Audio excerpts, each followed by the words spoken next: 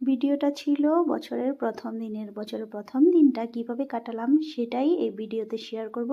তোমরা ধৈর্য ধরে ভিডিওটা দেখো, আর ভালো লাগলে অবশ্যই লাইক কমেন্ট একটা শেয়ার করে দিও, আর ফলো করতে কিন্তু ভুলবে না। যারা যারা নতুন বন্ধু আছো সবাই ফলো করে পাশে থাকবে, আর যারা ইউটিউব থেকে দেখছো অবশ্যই চ্যানেলটাকে সাবস্ক্রাইব করে পাশে থেকো। তো হ্যালো এভরিওয়ান, কেমন আছো? আশা করি সবাই খুব ভালো আছো, আমিও ভালো আছি গো। সেদিন ছিল বৃহস্পতিবারও, তো লক্ষ্মীর ঘরটা বসিয়ে পুজো টুজো করে রেডি হয়ে দেখো গাড়িতে উঠে পড়েছি। এবার চলে যাব একটু মন্দিরে, যেহেতু বছরের প্রথম দিন, তো ভাবলাম যে একটু ভগবানের আশীর্বাদ নিয়েই বছরটা শুরু করা যাক। তো আমরা সবাই এখানে রেডি হয়ে চলে যাচ্ছি, দেখো গাড়িতে অলরেডি বসে পড়েছি।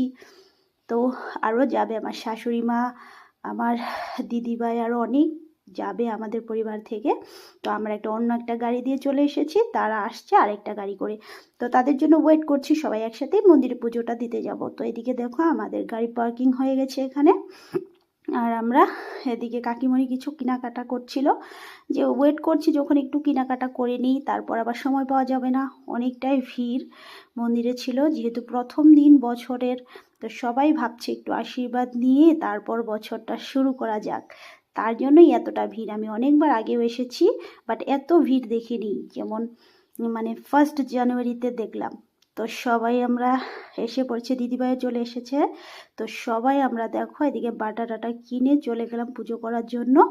এখানে দেখো আগে এখানে তোমরা যেই যাবে আর কি, সবাই আগে এখানে প্রদীপ টদীপ সব মানে এখানেই সব জ্বালাতে হবে, ধূপকাঠি বলো যেটাই বলো, মানে ভিতরে তারা এইসব জ্বালাতে দেবে না। তো এইখানেই আমরা পুজো অর্চনাটা করলাম, তারপর ভিতরে গিয়েছিলাম বাটা নিয়ে। তো সেখানে পণ্ডিতজি আছে, তো তারাই একটু মানে ওই বাটাটা তোমাকে ওখানে নিবেদন করে দেবে।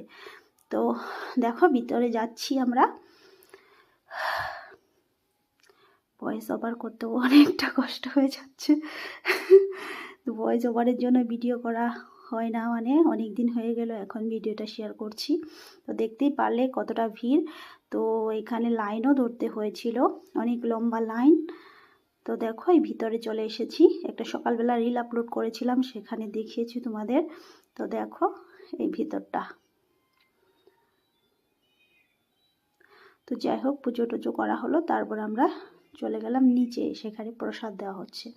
তো প্রসাদের এখানে গিয়ে দেখি সে লম্বা লাইন। তো একটু কাকিমণি একটু প্রসাদ নিয়েছে, তো সেগুলোই সবাই একটু ভাগ করে খেয়ে নিলাম।